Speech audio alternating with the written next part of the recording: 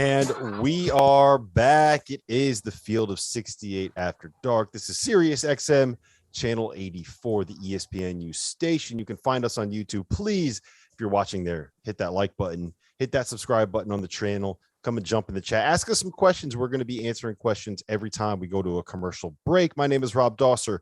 I am joined by Doug Gottlieb and Jeff Goodman, and we need to talk a little bit about the Kentucky Wildcats. We were just discussing it a little bit off air, and I kind of want to go deeper into the conversation. Doug, I'm going to go to you first on this one.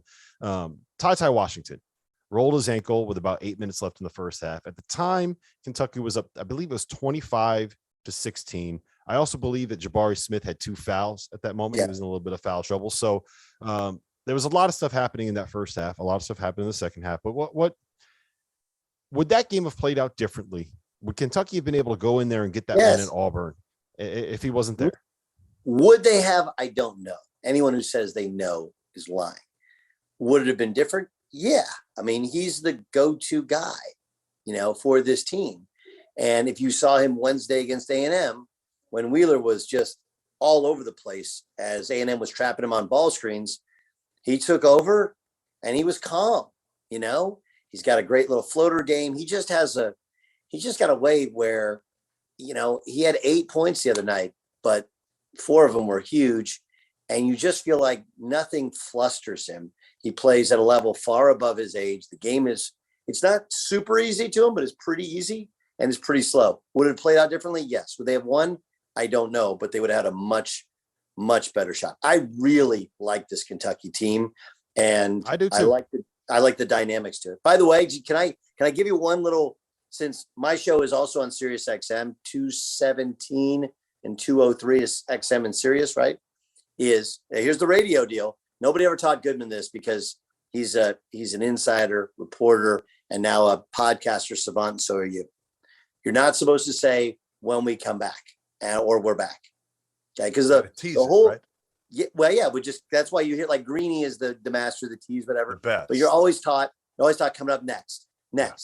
So that you stick around. It's a one word thing. Greeny's really the greatest. He's the greatest. At what? At Greeny, the tease? At the tease. There's nobody better. No, you're not better. You're not better. I've listened to you. You're not better. Try me. Good. You're solid. Tell me what's coming up. After our next break, we're going to talk about Jim Boeheim and Chris Mack and Jobs and all that kind of stuff. So you're going to tease it. You got it. Okay. You just ask for it. You got it. What's our tease signal? It's I'm going to go like this. I'm going to point. I'm going to say, Gottlieb, it's time for you to give the tease. But Jeff, I want to go to you. So I have a different take of where it changed though. The game changed. Like TyTy, they were actually okay without TyTy.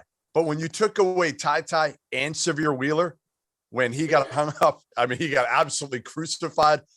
For the second time, Oscar didn't call out a screen.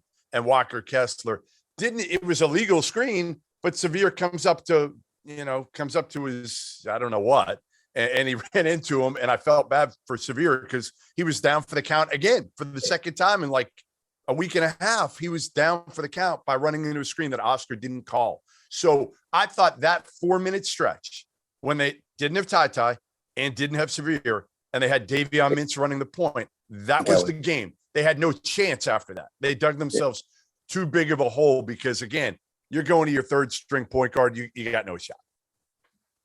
Yeah.